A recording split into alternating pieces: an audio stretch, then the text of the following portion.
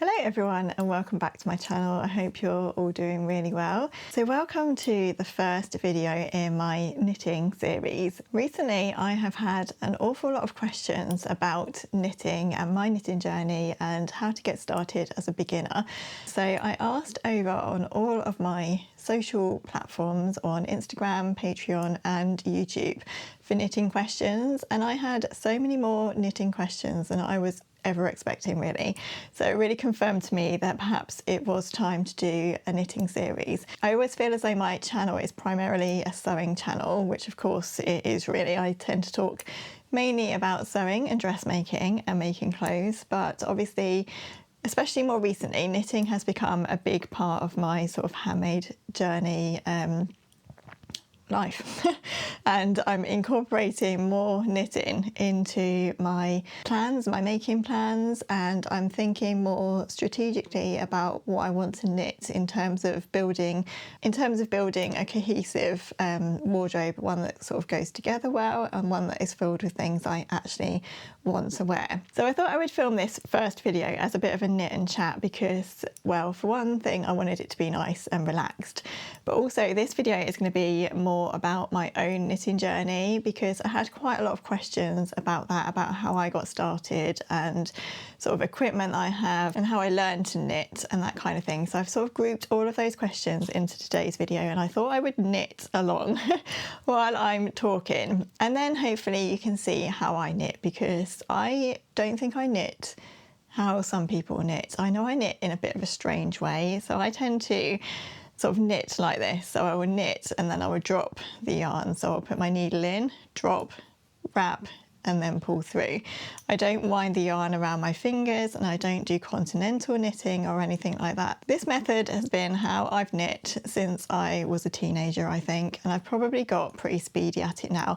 And also I find that because I drop the yarn and I sort of pull it before I wrap around, I get quite a good tension that way. So what I'm working on today, and I'm very near the end of the body of this now, is the Tolster Tee by Rebecca Clow, who is the Kriya Bia, I think, on Instagram. And I know I always pronounce that name wrong, so I'm really sorry if I'm getting it wrong, but I will link the pattern and the lady's Instagram page and Ravelry in the video description. So yeah, I've been working on this for about 3 weeks now, and this has been a really lovely knit. So as you can see, I'm knitting it top down, so I'm kind of knitting it upside down. The Tolster Tee is actually what I'm wearing today as well. So I thought I would pop this on for this video just so that you can see what it's like in finished format. So it's a really nice summery sort of knitted t-shirt that's worked top down.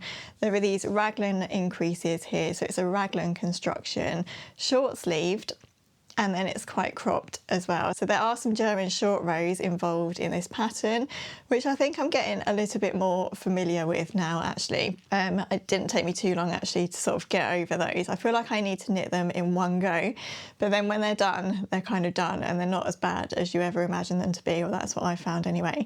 So there is some really nice shaping at this. It's kind of more raised at the back than it is at the front, so you get a really nice shape to this t-shirt, I think. So this is my only version, or my only finished version so far. I knit this last summer, so it hasn't had a lot of wear yet, and I just really fancied knitting something nice and easy after I'd finished my Mia cardigan, because that had been quite involved. So I literally popped along to Hobbycraft, picked up some Women's Institute cotton yarn. This is what it is. I'll link this in the description as well. It was super cheap and I think it was 3 for 2 as well. So this is 100% cotton yarn. It comes in loads of lovely summery shades. This colour doesn't pick up very well on the camera. Every time I've tried to film or photograph it, it comes out really coral, but it's actually, it's called apricot.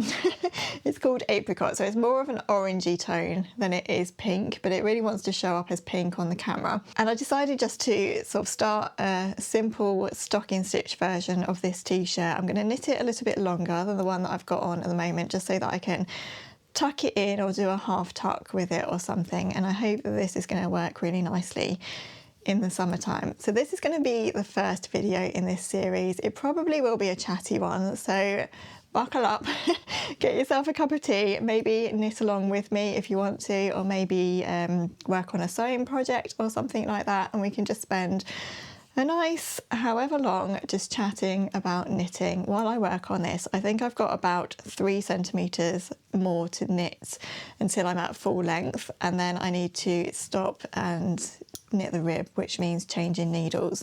So I will knit, and I'll probably have to measure as I go along, and we'll see how we get on. So there will be about 4 videos in this series, I think. So the first one, as I say, is going to be all about my own knitting journey. The second one is going to be more aimed at how to get started as a beginner, things that I found helpful, good beginner patterns, some resources online and other YouTube videos and things that I find helpful. And I feel like that's probably the video that people are kind of waiting for, but it didn't seem right to start with that video and then move on to my own story, so I thought I would start with this first. Anyway, I'm already getting too chatty, so let's get into the video, shall we? So one of the questions that I had a lot was when and why I started knitting. So I started knitting, I can't remember what exact age I was, but I was very young. I would say I was probably 10 maybe, maybe 11, 12, 10, 11, 12, I'm not quite sure. But I was pretty young, and I had seen my mum and my grandma and my nan all knitting away and making these lovely garments, and I just felt as though I really wanted to sort of tap in on that and have a go at knitting myself. I've always been someone that has loved clothing, so from a very young age I've always been interested in clothes, in construction of clothes and how clothes are made, and wanting to sort of recreate things that I'd seen in the shops myself. And so knitting sort of seemed the ideal way to be able to do that. And I've always been the kind of child that was way more interested in crafting and making things than they ever were in toys and dolls and things. So it kind of just sort of developed from there. So I kind of vaguely remember asking my mum to teach me how to knit, and she did, obviously, at some point. I can't remember exactly how she taught me, but she must have taught me at some point. And I remember really sort of wanting to run before I could walk with knitting. And I remember she had a pattern for a doll's dress, I think it was, and it involved sort of increasing and decreasing, and I think she probably told me that it was a bit too hard for me. And I remember trying to have a go at it myself and just getting in a muddle, really. I also remember when I was a very, very beginner knitter as a child, I used to go to the library, and there were these lovely little knitting books that you could get that had little toys in them. I don't know if anyone else might remember these, because I think I've seen them around at sort of knitting fairs and craft fairs and things. But you could get those scarecrows. They were like knitted scarecrows, and there was a male and a female one. And you could also knit little creatures like bumblebees and ladybirds and things. And I remember knitting the bumblebees and ladybirds that came from those books, and they were a really good way to sort of get used to knitting and purling and increasing and decreasing, because you did have to create the curved shape of the bee or the insect that you were sewing. And I remember sewing a few of those, and I'm pretty sure even now my granddad has got in his conservatory a very faded bumblebee hanging from the roof of the conservatory, which I knit very long ago as a child. So that is a really nice memory of how I got started knitting. And I think I also remember as a child having like a children's knitting machine as a Christmas present, and it came with this book of things that you could make, and I just really loved the idea that you could create these things on the knitting machine. And I have to say, the knitting machine itself was actually quite frustrating. It never worked or turned out quite as the book images suggested, and often it would just, you would kind of run the knitting tool thing over the stitches and they would all just fall off. It was quite frustrating. I remember getting probably to the point of tears with that sometimes, because it just wouldn't work in the way that I was hoping it would. And then a bit later on, when I was a bit older and my mum was still into knitting, we had a knitting machine for Christmas which we shared, and I just loved that. And I remember just loving the fact that you could knit a garment just so quickly on the knitting machine. So I remember, and I really wish I'd kept some of these things, I remember knitting a very short sort of polyester mohair type cardigan on the knitting machine, and then crocheting like a border all around it. And I remember being so pleased with that, and I'd knit it all on the knitting machine, and I felt like it was probably one of the best things that I'd knit at that time. And I think from that time on, when I realised that I could actually create clothing from knitting, either by hand or on machine, I was just absolutely hooked from that point on.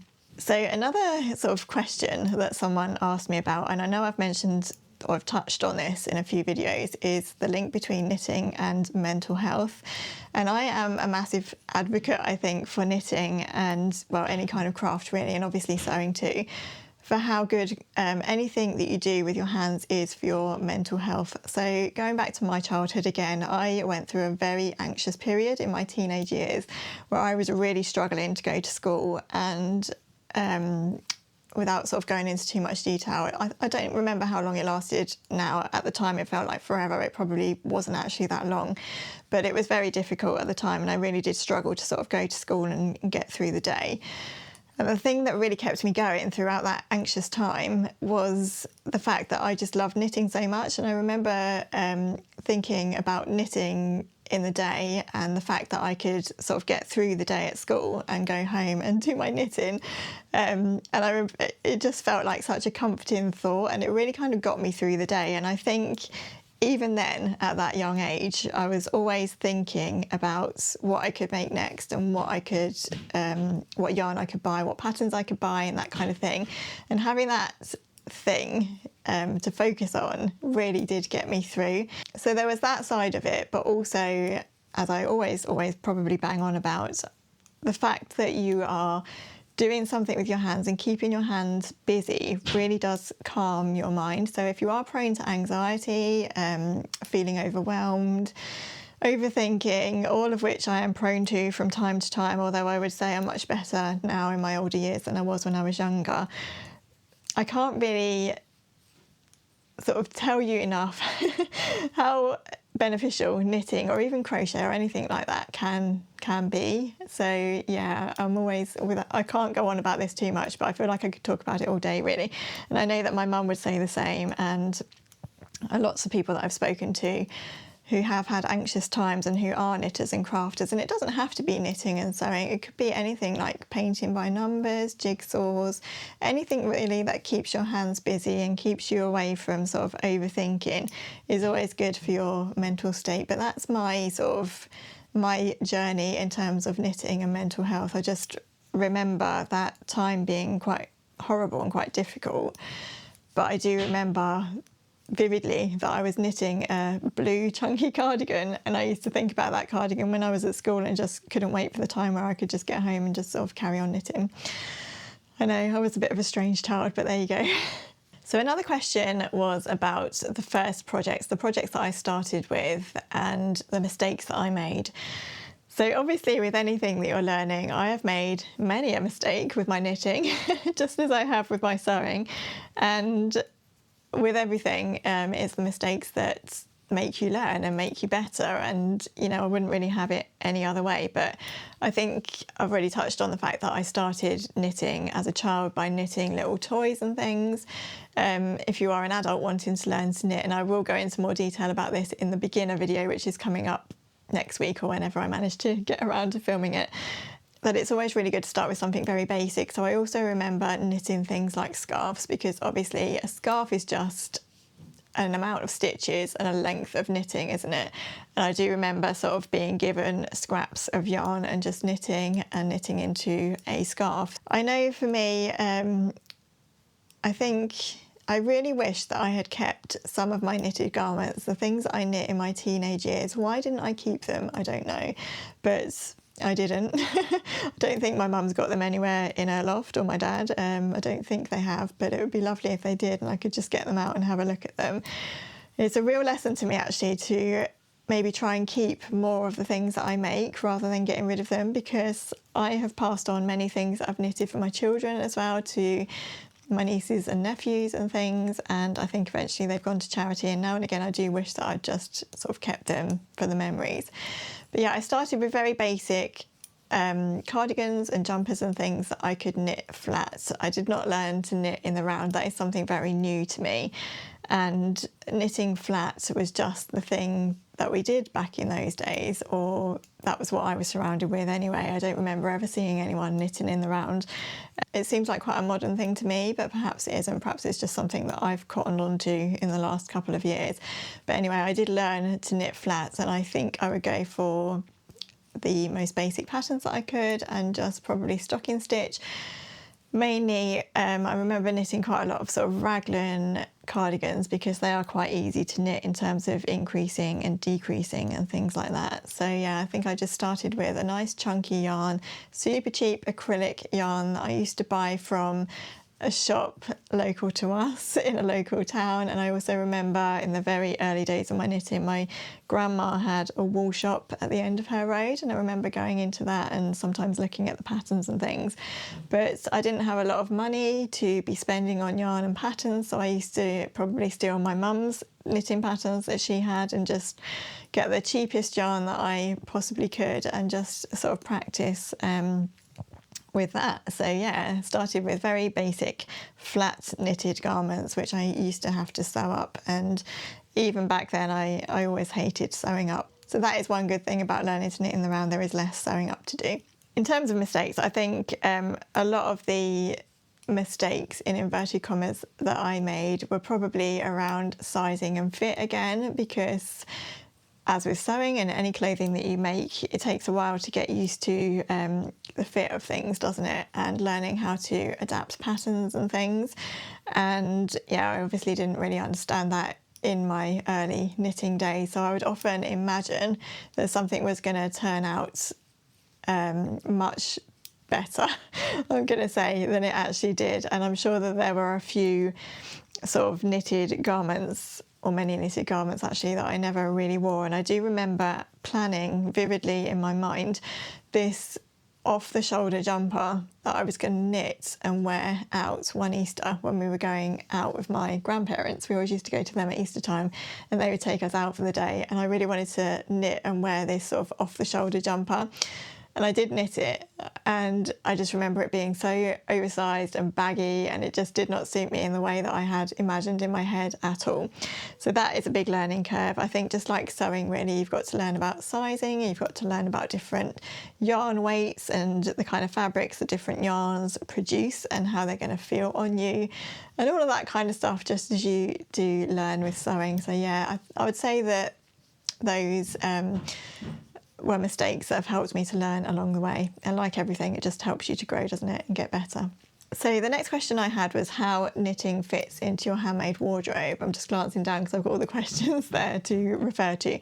So I would say up until maybe a year or so ago, I didn't really plan knitting like I plan my sewing. Knitting for me has mainly been about the process. So I never really sort of planned knitting in terms of making sure that what I knit fit into my current wardrobe and how I was going to wear it, what I was going to wear it with, and all that kind of thing. I would just pick a knitting pattern that I loved and I would just knit it just for the process. But similar to my sewing, I began to realise that I was sort of knitting up all of these garments and then not really wanting to wear them because I'd not thought about the colour that I'd used or the yarn type that I'd used, or how the texture of the knitted fabric was going to feel on me. And it just felt really wasteful, and I don't like to feel like that about the clothing that I've made. We obviously put so many hours into the things that we make, don't we? I wanted to make sure that I was actually wearing the things that I made. So I would say about a year or so ago, I really decided to sort of get more serious about knitting, learn how to knit in a way that felt better to me, because as I say, I absolutely hate sewing up knitted garments. For someone who loves sewing as much as I do, I hate sewing up knitting, and it never looks good. I felt like it just ruined the end result of what I was knitting, because I felt like my actual knitted parts had turned out really nicely, but my sewing was really bulky. I could not get the hang of mattress stitch, and I just couldn't sort of produce the finish that I really wanted with my knitting. And so learning to knit in the round has really opened up a whole new world for me in terms of knitting and the knitting patterns that I can use. And also it just makes my garments feel more professional, because I don't have those bulky sewn up seams that I have had in the past where I've tried to sort of sew up what I've made. So that has been really good. So I think more recently, or from now on, I'm trying to think more about, so I think over the past sort of year or so, I've more so tried to think about and plan more for the knits that I'm going to be making seasonally, and to think about how they are going to complement my handmade wardrobe. So I don't only wear handmade, I do have lots of ready to wear clothes as well, and I want my handmade knits to sort of be able to be worn with those as well. So I'm more careful now about the yarn types that I use, and I'm getting to know the kind of yarns that I do and do not like to wear, which has been a big revelation because, as we all know, sometimes different yarns are not suited to your skin type and they don't necessarily feel comfortable, or they feel too heavy, or they don't have the right drape or whatever. It's similar to sewing. So I'm really trying to learn more about that and to take note of the things that I do like to wear and sort of replicate those things a little bit more in my handmade wardrobe and the things that I am planning to knit. And likewise, in terms of colour, in the past I've spent hours and hours knitting a garment in a colour of yarn that I just don't like to wear, which is so silly and wasteful. And I don't know why I've done it, but I think it's probably because I've thought if I knit in a neutral or something, or a white or a black or a beige, it's going to feel really boring when I'm knitting it. And so therefore I've gone for a really nice bright colour and then not wanted to wear it, or I found that I haven't got anything to wear it with. So I think it's just being a little bit more sensible about my knitting pattern choices, about the yarns that I'm using, and also the colours that I'm using as well, and making sure that it kind of complements my wardrobe as it is, rather than just ends up being a garment on its own, an orphan garment if you like, that is not really going to be able to be worn because I haven't got anything to go with it. I've obviously been talking for too long already because my camera battery just overheated and I had to change it. So I tried to be a little less chatty over every single question. So the next question was, what do you love about knitting now? And I've probably already covered that a little bit, but I just find knitting so relaxing.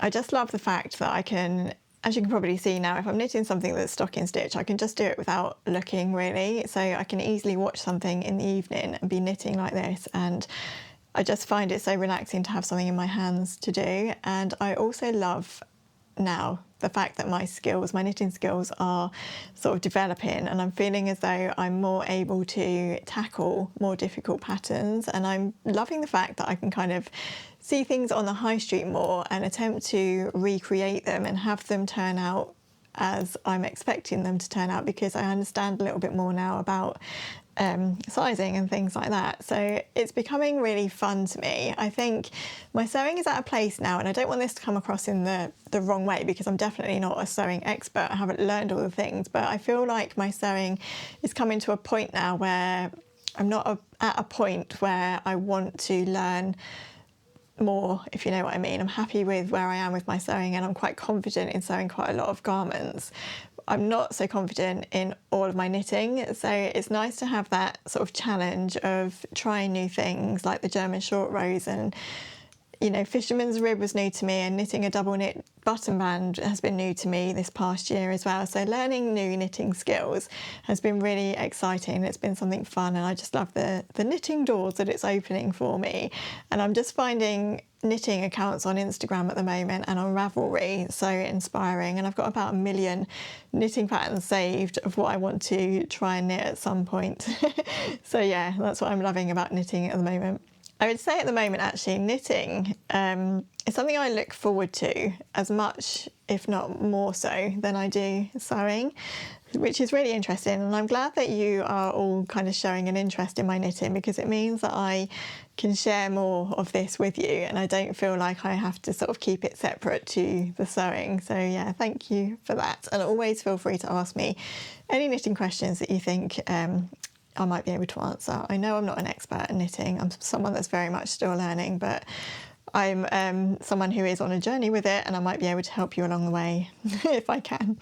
So the next question was how you choose what to knit versus how you choose what to sew. Is it the same process? I've actually kind of just covered that, haven't I? So I won't go into too much detail about that again, or I'll end up keeping you here for hours. But yes, it is becoming a similar process to my sewing now. So I will think seasonally about what I want to knit for that season. I can never plan to have as many makes with my knitting as I do with my sewing, because obviously knitting takes far more time, doesn't it, than sewing does, and I only really tend to knit in the evenings.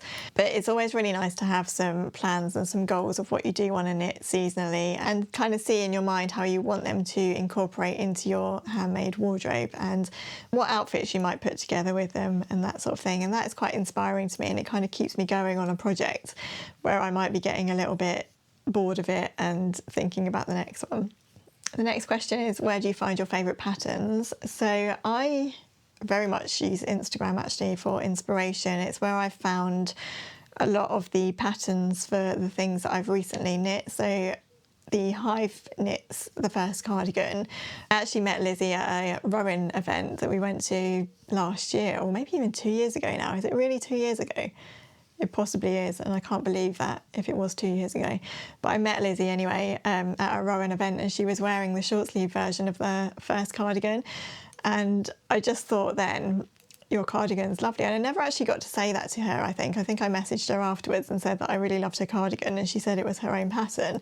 And I added it to my list. Thought I really must knit that at some point.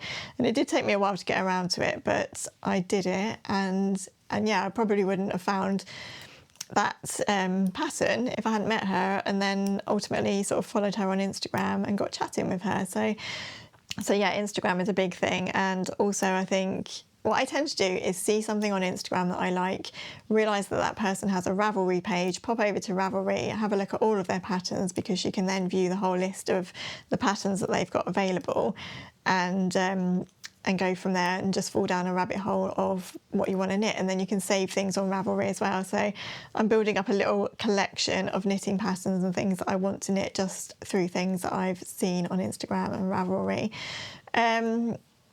Because I've done a bit of work with Rowan, I've been lucky enough to work with Rowan a little bit on their new collections and things. I do get to see the new patterns that they bring out and their new yarns and things. So yeah, I do love Rowan actually. I always pop over and have a look at what they've got available, and I do think they are very good at having a really wide range of patterns for all different skill levels. As you'll see when I put out my beginner video, I have a lot of beginner patterns that I would recommend that are from Mode at Rowan. I think they're really good at sort of spanning all knitting levels. So I always pop over to the Rowan website, and often they'll just come up on my Instagram feed as well. So I'll see things that I like and then save them. I don't necessarily frequent shops for knitting patterns. I do have a couple of yarn shops now that are local to me, which is really nice. One in St Neots that isn't too far from me, and then we've got a John Lewis as well, which stocks a few brands of yarn, mainly Rowan actually, but there are a few others like Yorkshire Spinners and things like that. And then we've got Hobbycraft, and I was really lucky to find that one. It's 100% cotton, but a lot of their yarns are more acrylic-y, and I have nothing against acrylic yarns. I do use them, but I am finding that I more want something that's a little bit more drapey and has more drape than maybe an acrylic yarn would give. Although acrylic is great for just being able to chuck it in the washing machine, isn't it? Because I have far too many knits now that I need to hand wash, which is a chore, isn't it? And I have a few things in the to wash pile at the moment that I really need to get on with. I had quite a few questions actually about how do I decide what knits to make, and I've kind of bundled all of those into that one answer. So hopefully that will cover all of those questions. The next question is an interesting one. How do you choose when to knit versus when you choose to sew? So I only ever really knit in the evenings. I don't know why. I just always feel a little bit as if I'm relaxing too much if I knit in the day. That's not to say that there aren't weekends where we might be sort of just sitting around at home watching the telly or whatever, and I might pick up my knitting on a Saturday or a Sunday afternoon. But generally in the week, I'm sort of working in the day, or if I'm ever sewing, I would tend to sew in the day. I'm more of a daytime sewer and an evening knitter, because I just find knitting so much easier to just pick up and do in the evening to wind down basically. So I think I heard Amy Loudon on one of her vlogs once say, and forgive me if I'm wrong, I hope I'm not misquoting her, but I seem to remember that in one of her vlogs she said that she doesn't knit very often in the day because she feels like if she does, she's off sick from work or something. And I have that same sort of mentality. I always feel like if I'm sitting around at home knitting on a weekday, I shouldn't be doing it. I should be doing something more productive, like housework or actual work or even sewing. It's a funny mentality, but I do find that I get quite a lot of knitting done in the evening, even though I do only knit in the evening. The last question was about knitting accessories that I have, so I'm just going to pop downstairs now and get my knitting basket so that I can show you what I have in my accessories basket. Bear with me. So this is what we're working with in terms of my knitting accessories. I don't have loads of stuff. I'm building up a collection because Because where I've been knitting more in the round, I've had to buy quite a lot of circular needles and double pointed needles and things. So all of my circular needles actually live in this bag here, and I try where I can to keep them in the packet so that I know what size they are and what length they are as well, because I don't know about you, but I tend to forget what size things are, and it's always handy to have it in the packet that it arrived in. So while we're on the subject of needles, when I started to knit top down, I think I had this as a gift actually, but this is a set of interchangeable needles, which is just from Amazon, and it's reasonably cheap. I think it's about £40. If it's still on there, I'll list it below. This is a really good way to start if you want to start knitting top down, because you haven't got every single size, but it goes from about 3mm up to 8mm, I think, and there are a few different sort of lengths of wires as well. And what you do is you have all of these different wires. I've got one randomly connected at the end there, and you can just screw on the size of needle that you want onto the end like that, and then you've got all of your different sizes available, and then you can either knit in the round or you can just knit back and forth, and you've got it on that wire. And yeah, I don't think these are the best quality in terms of like the wires and things, because as I've progressed I have bought sort of single needles of different makes, and I would say that they are less twisty, so they don't twist so much while you're knitting. That doesn't want to stay in there. So I think there are better quality sets out there, but if you are like I was and you just want to get started, you want loads of different sizes that you can practice with, this is a really good set. I've also got a set of these. So these are stitch markers, and they're also really good for sort of clipping or flat knitting together whenever you are sewing up, if you are sewing any flat garment pieces together. So they're like little safety pins really. They're just plastic little safety pins, and they just fasten like that. So you can either hook them over your needles, or you can kind of pin them through your knitting and clip your knitting together. They've been really helpful actually. They're in a right mess. I did so well at keeping these nice and colour coordinated, and look at them now. But you know, they're always in use, so I don't think it matters. This is a set of crochet hooks. So similar to my set of knitting needles, I also have this set of crochet hooks. I don't crochet as much as I do knit, but I think one year I really wanted to sort of start crocheting, so I think my mum bought me this as an incentive to sort of get started and keep sewing. So if I ever collect any other needles, I sort of put them in there, like those loose ones that are just rattling around. This is a little zipper pouch that I made, by the way, and in this I've just got loads of different bits and pieces that I need, like stitch holders, random stitch holders, just in case I ever need them. And then I've also brought one of these wires. Now I can't get on with this and let me know if you use one of these, if you are a knitter. But this has a little sort of hole in the end here, and you pop it on the end of your needle and then you thread it through all your stitches, and it's a really good way of being able to sort of try on your knitting and things without your stitches all falling off. So I really need to sort of work with that and try and get better at it. I did try it once and I was just terrified that I was going to lose all my stitches, so I haven't had a very good sort of effort of trying to make that work. This tin I've had for absolutely years. This is an old L'Occitane hand cream tin, but in this is a right mess, but it has all the bits and pieces that I need basically. So I have this next to me whenever I am knitting, or in that pouch, just so that it's handy, and it has things like darning needles. I've got a little pair of scissors in there, more markers. These ones aren't as good as the clippy markers actually, but they still seem to be in there. And a few pins and things for sewing things up, and obviously a random amount of messy yarn. So that really is my tin of all the things. I just keep that handy, and it just has everything in it that I need. I normally have a tape measure in here actually, but I think that's in the bag of what I'm knitting now, in the project bag that I'm knitting, but it would be handy to have a tape measure in there too.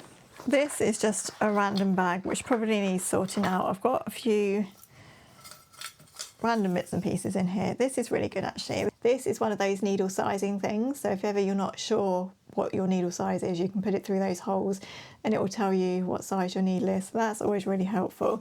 And then I've got some nicer stitch markers in there as well. I've got a couple of notebooks in here for writing down where I am with a pattern. and then some counters as well. So these are row counters, and you pop them normally on the end of your needles and they will count your rows. You can sort of move the counter on and it will let you know what row you're on. You have to remember obviously to turn the counter every time you've finished a row. I don't use these very much, as you can see. I've got the box open, but they're all in the box. I don't use it that often because I tend to sort of mark my pattern rather than do this, because I find that I'm prone to forgetting to turn the wheel and then the whole thing is pointless. I just wanted to show you this as well. I inherited this from my nan. This is her knitting needle bag and it is just full of all kinds of knitting needles. So if ever I'm in need of a knitting needle size that I don't have, I will always come along and just see if it's in here. I've got another circular needle in there, need to move that. So these are mainly sort of flat knitting needles, which I don't tend to use as much anymore, but if ever I am knitting flat and I need a certain size that I don't have, then this is always good to kind of come along and see if she had anything that I need, and obviously I have it for the memories as well. I always remember seeing this in my nan's house, like when she was knitting, so it's really nice to have it now. In terms of where I keep my knitting patterns, I really need to make this look a little bit more pretty and take this horrible front sheet out, but I tend to just file them in one of these sort of plastic sheet files. I won't go through all of these patterns now because we would be here forever, but I tend to just put them all in here. They're not really grouped in any kind of order actually. I probably need to go through these and just sort them out, because I think there are quite a lot of baby and children patterns that unfortunately I don't think I'm really going to use very often anymore, which is very sad. But I remember knitting these for my daughter and I just loved knitting things for my kids when they were little. Got so many patterns and those just live in my unit in this sewing room now. I just need to remember every time I print a pattern out to file it away in here so that it doesn't get lost. So yeah, I don't have a lot of knitting equipment actually. I'm not really one for loads of equipment. Even in my sewing, I don't tend to sort of buy a lot of random tools unless I think they're going to be really, really useful to me. So my knitting equipment is quite minimal, I would say. I would love to know actually in the comments, if you're a knitter, if there's any kind of tools that you think have been really helpful and really useful to you. Do let us all know in the comments, because I'd love to sort of have a look into anything that might be helpful to me. But in terms of starting knitting, I think all you need really is a very simple set of either interchangeable needles on a wire or flat needles, a ball of yarn, and then you can just go for it. You don't need lots of stuff, especially not in the beginning anyway. So yeah, I think that's probably it for today's video. I really hope you've enjoyed it. It's been lovely just sitting here knitting and chatting to you about knitting. But I think what I'm going to do with these videos is just film them and get them up as quick as I can so that the whole knitting series can be available. So if you're not subscribed to my channel and you are interested in following along with this little knitting series, then please don't forget to subscribe and click the notification bell so that you are notified of any future videos that I might post. I'm going to be doing these knitting videos in addition to my usual Sunday sewing videos, so that's why I'm just going to sort of film them and put them up as and when they're done, and I will be sticking to my usual Sunday schedule as far as I can. If you have enjoyed this video, please do give it a like and let me know what you think of this format in the comments as well. Do you like the whole knit and chat thing? Should I do more of this kind of video where I just sit and knit and chat with you all? Please do let me know. This is very different for me because obviously normally I'm sort of just talking about sewing, but here I am sitting knitting and chatting with you, which has been lovely. But I would love to know what you think of this kind of video and whether, yeah, as I say, you'd like to see more. I'm in danger now of waffling, so I'm gonna go hopefully edit this video and get it up as quick as I can. The next knitting video will be all about beginners and how to get started knitting, and I'll be recommending lots of beginner patterns, beginner friendly patterns, and also things that have helped me online, YouTube channels, tutorials and things like that. So do stay tuned for that. Otherwise, take care everyone, have a lovely day, and I'll look forward to seeing you soon. Bye.